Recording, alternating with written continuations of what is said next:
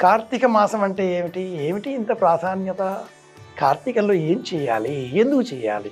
కార్తీక మాసం స్నానాలకు చెప్పబడిన మాసం. సూర్యోదయం కంటే పూర్వమే కార్తీక స్నానం చెయ్యాలి. కార్తీక మాసం దీపాల మాసం. సూర్యాస్తమయం కాకంటే పూర్వమే దీపం వెలిగించాలి. కార్తీక మాసం ఉపవాసాల మాసం. ఈ నెల అంతా ఒకే పూట భోజనం చేయాలి. కార్తీక మాసం హరిహర మాసం. శివకేశవులకు భేదం లేకుండా శివుడిని మారేడు దళములతో, విష్ణువును తులసి పత్రములతో పూజించాలి. కార్తీక మాసం నియమాల మాసం. మౌన వ్రతం ఒక నియమంగా స్వీకరించాలి. కార్తీక మాసంలో పాదరక్షలు ధరించరాదు. కార్తీక మాసంలో కందిపప్పు తినరాదు. కార్తీక మాసంలో నూనెతో చేసిన పదార్థాలు భుజించరాదు. కార్తీక మాసంలో సూర్యోదయ సూర్యాస్తమయాల కాలాలలో నిద్రించరాదు. కార్తీక మాసంలో సూర్యోదయం కంటే ముందే లేచి నక్షత్ర దీపాలు వెలిగించి కార్తీక పురాణం వినాలి. ఏమిటి ఈ కార్తీక